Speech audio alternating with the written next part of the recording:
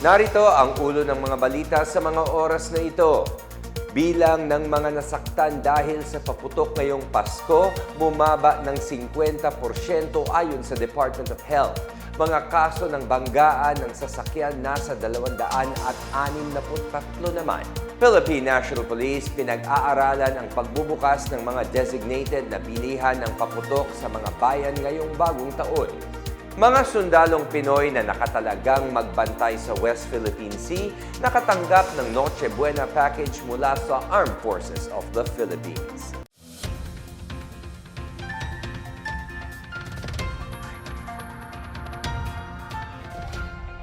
Ako si William Theo para sa PNA Headlines. Bumaba ng 50% ang bilang ng mga nasaktan dahil sa paputok ngayong Pasko ayon sa Department of Health or DOH. Nakapagtala ang ahensya ng 28 kaso ng pinsalang dulot ng paputok or fireworks-related injuries mula December 21 hanggang alas 4 ng umaga ng Pasko, December 25. Umabot sa 56 ang bilang ng mga kasong naitala noong nakaraang taon. Batay sa pagsusuri sa 62 Sentinel Hospital sa buong bansa, 68% ng mga biktima ay kabataang na nasa 19 years of age pababa. Nalaman na ang mga tinamo nilang sugat ay dulot ng paggamit ng mga paputok na 5-star, boga at triangulo. Nagpayo ang DOH na umiwas sa paggamit ng malalakas na paputok at gumamit ng mga alternatibong pampaingay lalo na sa darating na bagong taon. Sakaling maputukan, kailangan tumawag sa National Emergency Hotline 911 at pumunta agad sa pinakamalapit na ospital. Samantala, umabot sa 263 ang mga naitalang kaso ng banggaan ng mga sasakyan mula December 21 hanggang alas 5 ng December 26. Batay sa ulat mula sa 10 Sentinel Hospital ng DOH, 173 sa mga insidente ay nakamotorsiklo. 31 sa mga nabangga ay lasing. 224 naman ang hindi nakasuot ng helmet o seatbelt ng maaksidente. 2 biktima naman ay nasawi ng rider ng motorsiklo. Nagpaalala ang DOH na mag-ingat sa pagmamaneho, magsuot ng helmet at seatbelt at sumunod sa batas trapiko ngayong holiday. Pinagbabawalan din ang mga motorista na magmaneho ng nakainom ng alak. Pinag-aaralan ng Philippine National Police or PNP ang pagkakaroon ng centralized na bilihan ng paputok para maging ligtas ang pagsalubong sa bagong taon. Iniutos ni PNP Acting Chief Lieutenant General Jose Melencio Nartates Jr. sa mga hepe ng pulis na makipag-ugnayan sa mga lokal na pamahalaan kaugnay ng pagtakda ng mga lugar na magbibilihan ng paputok sa kanilang mga bayan. Bukod sa designated na lugar, itatakda ng LGU kung kailan maaaring magbenta ng mga paputok. Magbabantay din sa bentahan ng PNP at mga bumbero ng Bureau of Fire Protection or BFP. Ito'y para ma-monitor at mapigilan ang pagbenta ng mga iligal na paputok at mapanatiling ligtas ang paggamit ng mga ito. Ayon pa kay Nartates, iniulat ng Department of Health na nasa 28 na ang naitalang firecracker-related injuries mula December 21 hanggang 25 at inaasahang dadami ito habang palapit ang bagong taon. Kaugnay niyan, naaresto ang 23 tao dahil sa pagbenta ng iligal na paputok. 47 ang naputukan at nasaktan. Samantala, 7 tao kabilang ang 4 na pulis ang inaresto dahil sa pagpapaputok ng baril habang 3 ang tinutugis ng mga otoridad. Isa naman ang namatay matapos tamaan ng ligaw na bala sa Tondo, Maynila bago mag-alauna ng madaling araw ng December 25. Kabilang ang mga inaresto dahil sa pagpaputok ng baril sa 33-6 na police operation na isinagawa mula December 16 hanggang December 26. Nakatanggap ng Noche Buena package at iba pang mahahalagang supply ang mga sundalong Pinoy na nagpapatrolya sa West Philippine Sea sa isinasagawang Critical Sustainment Mission noong December 23. Sa isang press release, sinabi ng Armed Forces of the Philippines or AFP na ang resupply mission ay nagpapakita ng pag-asa at diwa ng Kapaskuhan. Kabilang sa nabigyan ng tulong ay ang mga sundalong nakatalaga sa BRP Sierra Madre sa Ayungin Shoal, Pag-asa Island, Panata Island, Rizal Reef Station, Kota Island, Parola, Lawak, Likas at Patag Island. Napili ang mga ito na ipagdiwang ang Kapaskuhan malayo sa kanilang mga pamilya sa ngalan ng pagpoprotekta sa teritoryo ng bansa. Dagdag ng AFP, ang nasabing misyon ay sumisimbolo rin sa patuloy na pagpapanatili ng presensya ng Pilipinas sa West Philippine Sea mula sa pagprotekta hanggang sa paninindigan sa ating karapatang pangsoberanya.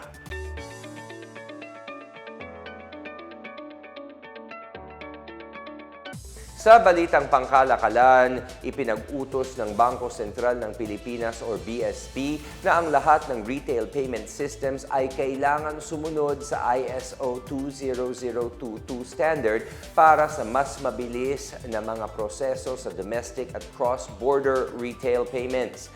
Base sa BSP Circular 1223, ang pagsunod sa global standards ay nakaangkla sa National Payment Systems Act at Section 102 ng Adoption of the Principles for Financial Market Infrastructure. Sa ilalim ng circular, bibigyan ng 2 taon ang mga industriya para sa transition hanggang sa full compliance nito.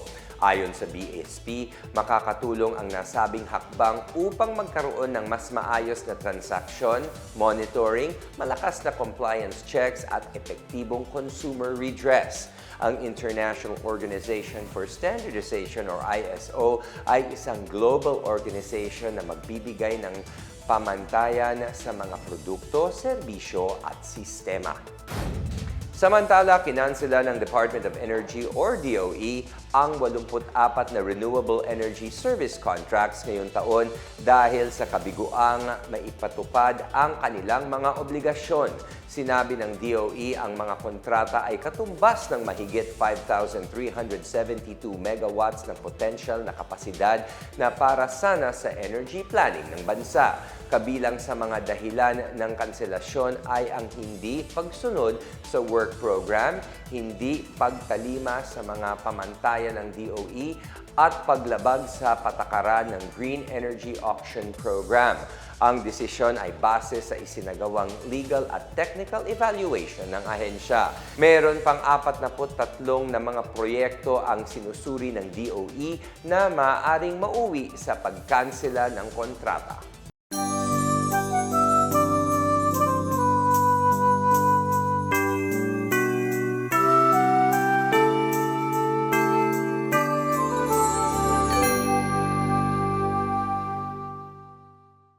So I'm sure you've heard of the holiday heart syndrome. So kasama na dyan yung pinakauna, nangunguna heart attack and of course, mga stroke. Kasi especially those with existing, meron ng sakit sa puso. Talagang minsan hindi maiwasan, kain ng back-to-back na party. Siyempre, nandyan yung pinaka-aabangan ng lahat, lechon. So lahat ng mga unhealthy dishes, siyempre nakakain kasi ang mentality, once a year lang to. So, isang taon, once a year lang ang Pasko. So, yun, kain ng kain. Of course, you have your high blood pressure spikes dahil due to the salty food that we're eating. So, or missed medication. Minsan, yung iba, pag holiday, nagka-holiday na rin sa pag-take ng maintenance na nakakalimot na rin. So, kasama yan. Oftentimes, meron din tayong tinatawag na arrhythmia, yung irregular na tibok ng puso brought about by lack of sleep or excessive alcohol intake. Particularly, if you're talking about heart attack, yung madalas nating naririnig, yung meron tayong nararamdaman na mabigat, na nakadagan, no? Meron kang parang heavy and tight, parang hindi naman kailangan bloke. Pinaka-classic yung isa, parang isang bloke na nakadagan. Pero mabigat na nakadagan. But sometimes it can be a squeezing or burning sensation. Oftentimes, pwedeng mag-radiate sa left arm, pwedeng sa panga, pwedeng choking sensation. Ito yung, tapos the pain, the chest pain or the discomfort would last more than 10 to 20 minutes. Ayan, medyo hindi na yan normal, no? Of course, hindi lahat ganito ang presentation na mabigat na nakadagan. Maari din na simple lang, akala mo indigestion lang. So, pag may mararamdaman, ang suggestion, magpakonsulta na. Kasi oftentimes, yung mga diabetics or even yung mga kababaihan, silent ang ano nila, symptoms. Hindi yung usual na mabigat na nakadagan. Minsan, ano lang, may konting discomfort lang, nakalain mo wala lang, or shortness of breath lang. Pero if you feel it's unusual than the normal, you should know your warning signs, personal warning signs. Alam mo yung lagi mong nararamdaman sa hindi mo nararamdaman. At kung first time mong nararamdaman yan, nakakaiba talaga, magpakonsulta na kayo. Of course, call emergency muna. So while waiting for the emergency, you make the patient be comfortable, either paupuin or pahigain nyo. Tapos ilusan yung tight clothing kasi gusto natin may hangin siya, no, na flow, yung airflow maganda. And of course, kung meron na siyang mga maintenance tulad ng nitrates, painumin niyo siya ng nitrates, ilalagay sa ilalim ng dila. Or kung meron siyang maintenance like aspirin, pwede rin painumin. Kung wala man at hindi siya allergic sa aspirin, maaari niyong painumin ng aspirin while waiting for the emergency. Or kung wala talagang ambulance, kayo na mismong pupunta sa emergency, samahan yung kasama nyo. Pag isa ka lang, you call emergency right away, i-unlock mo yung pinto kung medyo safe naman, para lang madali ang pasok nila kung kailangan ka nang dalhin sa hospital. Kung meron kayong kung meron ng mga maintenance medication nga, as I've said, yung nitroglycerin or nitrates, inumin na, ilagay sa ilalim ng dila. Tapos, do not drive. Mag-relax ka lang. Wag magpanic. Take deep breaths para hindi magpapanik. The more you panic, the more na nagkukulangan ka ng oxygen, lalong nahihirapan. Pwede ka pang himatayin yan. Kung in case lang na nawala na ng malay, somebody should perform cardiopulmonary resuscitation, which brings me to our advocacy again. Ipupush ko lang na ang nais natin sa Philippine Heart Association na lahat tayo marunong, or kahit isa man lang for each one household, marunong mag-cardiopulmonary resuscitation because this is a life-saving measure. We encourage everybody sana, if you can, to know and learn family cardiopulmonary resuscitation maneuvers. Kasi just in case lang, mayroon tayong magkaroon ng biglang tumumba dyan, biglang nagkaroon ng heart attack, alam natin kung anong gagawin natin. You have to take your medications consistently. Sabi ko nga, hindi porket holiday, nag-holiday na rin tayo sa pag-inom ng gamot. So, consistently taking your maintenance medication, get adequate sleep, and of course, be physically active, no? So, you have to have good BP control, good sugar control, avoid excessive alcohol intake kasi hindi talaga siya maganda, no? No alcohol is good for the body. Kahit pa red wine, kung ano man yan, yung sinasabi, we do not advocate for this. And of course, you should know your personal warning signs, as I've mentioned a while ago. So, dapat alam mo mismo sa sarili mo, ano ba yung normal mong nararamdaman sa abnormal mo nang nararamdaman. And be wary. Huwag niyong baliwalain na, okay lang to kasi ano lang to, holiday. No. Alam nyo kung ano yung usual yung nararamdaman. So, know your personal warning signs also. Some tips, of course, you should know your personal risk factors. So, if you're diabetic, you're hypertensive, you have to take your maintenance medication. So, alam nyo na yung mga bawal, alam na this. But let me just reiterate. So, sa mga diabetics, of course, maiwas tayo sa mga sugary desserts. So, let us cut back on our sugar intake. Sa mga hypertensive naman, yung mga cholesterol, salty food. And then, of course, yung alcoholic beverages natin, let us cut back on that one. Alam na natin yan.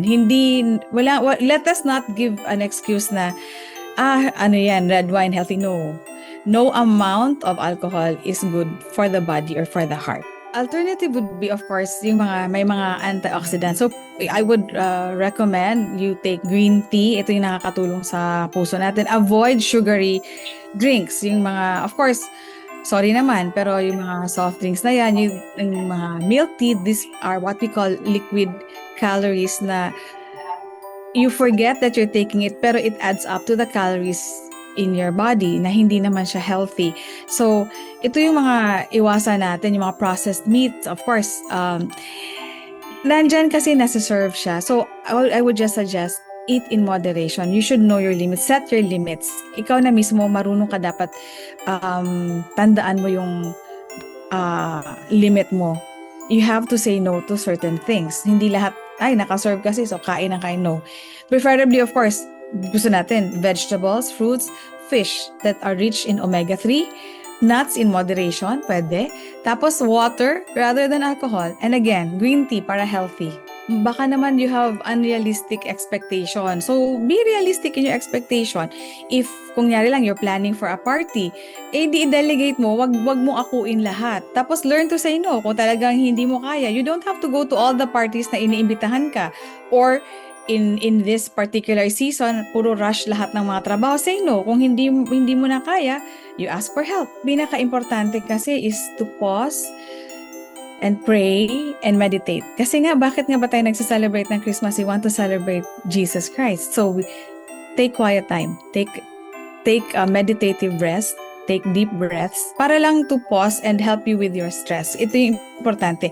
Connection is better than perfection. So, yun yung gusto natin. We connect with people. We connect with our loved ones. The best gift to ourselves is a good health. So, lahat ng mga sinabi nating tips, let's bear that in mind. Last pa pala but not the least, pray and meditate because the reason for the season is Jesus Christ. At yan ang pinakabago at pinakamainit na balita sa mga oras na ito hatid sa inyo ng PNA Headlines. Para sa iba pang mga balita at impormasyon, bisitahin lamang ang aming website pna.gov.ph o ang aming Facebook at X account na Philippine News Agency. Mapapanood din ang PNA Headlines sa pamamagitan ng link sa website ng News and Information Bureau sa ilalim ng PNA News at sa YouTube account ng Philippine News Agency. Sa pagsapit ng bagong taon, kami sa PNA Headlines ay bumabati sa lahat ng isang payapa, masaganang bagong taon na may sigla para harapin ang magandang hinaharap. Ako po si William Theo at ito ang PNA Headlines, naghahatid ng mga balitang nagbubuklod sa bagong Pilipinas.